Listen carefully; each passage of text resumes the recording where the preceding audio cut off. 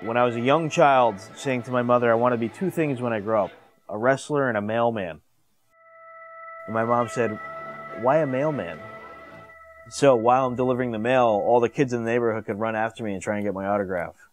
So I was already my own agent, apparently, by then. Making his way to the ring, here is the Iron Eagle!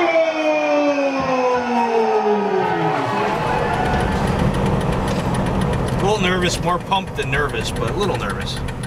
One, you don't want to screw up. And the other thing is, obviously, you don't want to get hurt.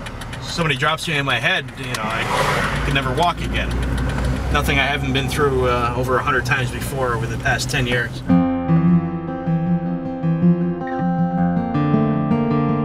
So the whole Iron Eagle thing all started out around the time that I graduated from wrestling school. I felt like I had a natural last name. Baldyga sounds very much like Bald Eagle.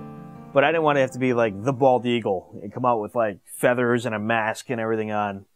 And then finally one day, GQ Smooth came up to me and said, why don't you just go with Iron Eagle? And he mentioned the movie. And from there, I just developed a character around that idea.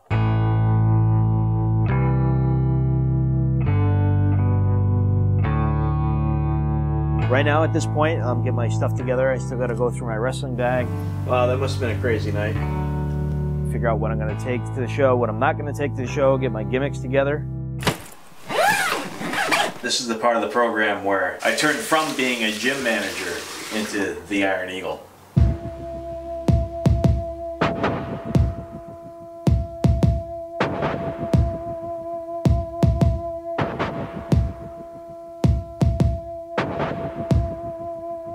Now we're ready to do battle.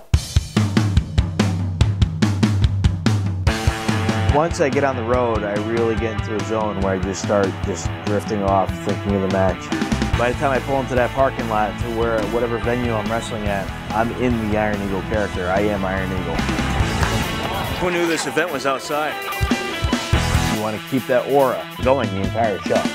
Not everybody does that anymore. It's an old school thing, but the way I look at it, it's to get the full feel of the show. You want that guy to be in character from the time he gets to the arena until the time he leaves. My opponent tonight's Timothy Plazma. He does a vampire gimmick. Should be a good show. The Iron Eagle, he's a fighter pilot. He flew over Kosovo in 1998 and dropped bombs. And now he's just a guy who's got enough money to fly his own private plane around, and he still comes out in his fighter pilot gear. When he's a bad guy, he's much more arrogant. Isn't shy about the fact that he could be doing other things besides wrestling. He could be flying his plane. Why are you letting this guy film you with planes? You're stupid. Why are you letting him film you doing that? That's stupid.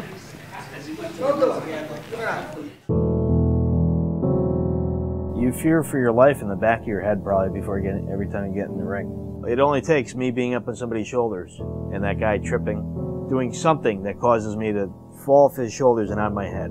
I was knocked unconscious in a match once up in Worcester, Massachusetts. I tore my ACL, LCL, MCL, and meniscus in my left knee all at the same time. I have a cadaver ligament, so some dead guy's Achilles tendon is my ACL.